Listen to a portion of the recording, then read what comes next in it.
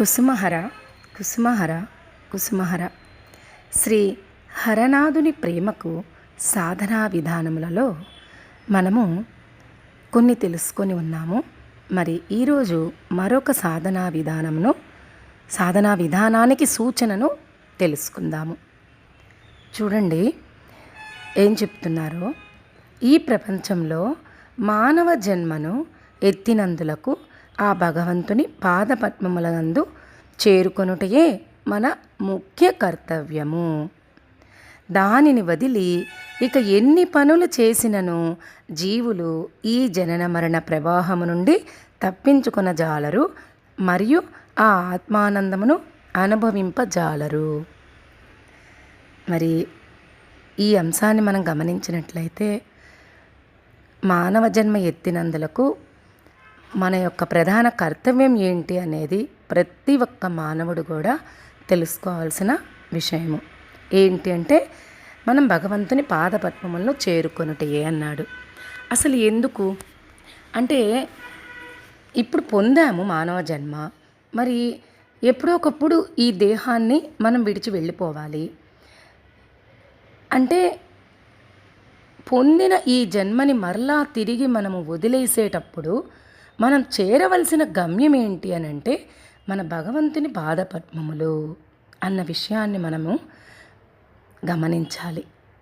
ఆ గమనిక లేనందువల్ల ఏమవుతుంది అని అంటే జీవులందరూ కూడా ఈ జనన మరణ ప్రవాహము నుండి తప్పించుకోలేకున్నారు అంటున్నారు.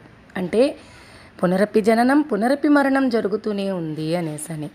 ఈ జనన మరణాలు అనే దాని గురించి మనము ఎందుకు ఈ జనన మరణ చక్రంలో పడిపోతున్నాము, అసలు ఈ జనన మరణాలు ప్రవాహంలో నుంచి ఎందుకు మనం తప్పించుకోలేకపోతున్నాము అనంటే కేవలం మనము ఇక్కడకు వచ్చినందుకు ఈ ప్రపంచంలోనికి కేవలం మనం చేసే పనులేంటి అంటే మనకు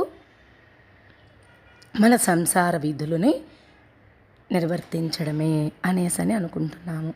అంటే యాక్చువల్గా ఈ సంసారం ప్రభువిచ్చాడు, పరమాత్మ నుంచి వచ్చింది.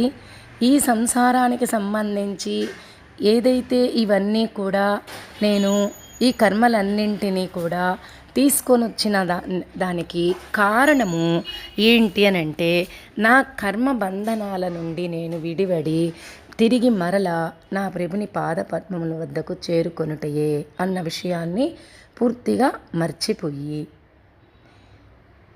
మన యొక్క ప్రధాన కర్తవ్యాన్ని గమనించకుండా ఉండే స్థితిలో ఉన్నాము. కాబట్టి దానిని మనం పక్కకి నెట్టేసి ఇక్కడ ఎన్ని పనులు చేసినప్పటికీ మనకు ఆ ఆత్మానందము లభించదు. వాస్తవానికి భగవంతుని పాదపద్మములను చేరుకొనుట అన్న విషయంలో ఇంకొంచెం మనం లోతుగా గమనిస్తే అండి, మనం అసలు వచ్చినది ఎక్కడి నుంచి అన్న విషయం తెలుసుకుంటే ఈ విషయం అర్థమవుతుంది. అంటే మనం ఎక్కడి నుండి వచ్చాము అని అంటే మనం ప్రకృతి గర్భము నుండి వచ్చాము. మరి ప్రకృతి గర్భము నుండి వచ్చిన మనకు ప్రకృతి మనల్ని గర్భం దాల్చడానికి కారణం ఎవరు అంటే ఆ మూల కారణుడు ఆ పరమ పురుషుడు దేవాతి దేవుడు శ్రీకృష్ణ పరమాత్మ. కాబట్టి ఆయన చేత సృష్టించబడిన ఈ ప్రకృతి నుండి వచ్చిన మనకు మూల కారణం ఆయనే అయినప్పుడు, మరి ఆయన చేత సృష్టించబడిన ఈ సృష్టి మొత్తం ఆయనదే అయినప్పుడు, ఈ సృష్టిలో ఉన్న సమస్తము ఆయనకి చెందింది అయినప్పుడు ఇక మనది అని అంటూ ఇక్కడ ఏముంది అన్నది మనం గమనించినట్లయితే ఏమీ లేదు. అంటే మనం కేవలం నిమిత్త మాత్రులము. మనం తీసుకువచ్చింది మన కర్మలను మాత్రమే. మన కర్మలని అనుభవించాల్సింది దేనితో అనుభవించాలి? మన యొక్క దేహంతో, మన శరీరంతో. అందుకు ఈ శరీరాన్ని మనం పొందాము. మన కర్మలను అనుభవించే నిమిత్తమే ఈ శరీరాన్ని పొందడం జరిగింది. కాబట్టి ఈ శరీరం ద్వారానే మన కర్మలని మనం ఇక్కడ అనుభవించేయాలి. ఈ విషయం మనకు తెలిసిందనుకోండి, అప్పుడు ఏం చేయొచ్చు? అరే మన హృదయం అనేది ఒకటి ఉంది మనకు. ఆ హృదయంలో మన ప్రభువు నివాసమై ఉన్నాడు కదా. మరి ఆయనని మనం గుర్తుకి తెచ్చుకోకపోవడము ఎంత పొరపాటు చేస్తున్నాం కదా అన్నది గుర్తెరిగి, ఇక శరీరము ద్వారా ఆ కర్మలని అనుభవిస్తూ,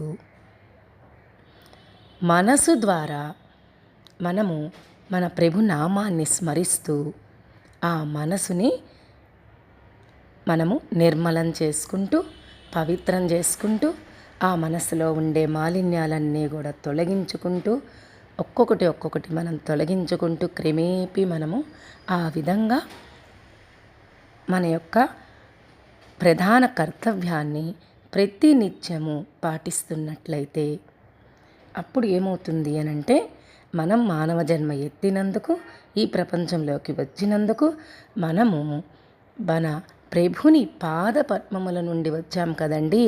అంటే ప్రభుని యొక్క చైతన్యం నుండి వచ్చాము అన్న స్పృహని నిరంతరము ఉంచుకొని మన మనసులో ఆ ప్రభు చైతన్యంతోనే మనం ఇక్కడ మన కర్మలని మన శరీరము ద్వారా మాత్రమే అనుభవిస్తూ నిరంతరం మన మనసుని మన ప్రభు చైతన్యంతో మిళితం చేసి మన హృదయంలో ప్రభువుని ఉంచుకొని ఆ ప్రభువుని మన హృదయంలో ఎప్పుడైతే మనం ఉంచుకోవడం మొదలు పెడతామో అప్పుడు మనలో కలిగేది ఆత్మానందమే.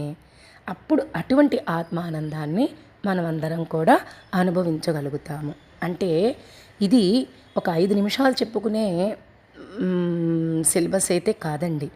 ఈ ఆధ్యాత్మిక ప్రయాణంలో ఏ వాక్యం తీసుకున్నా కానీ ఆ వాక్యానికి సంబంధించి మనము చాలా విషయాలని తెలుసుకోవచ్చు.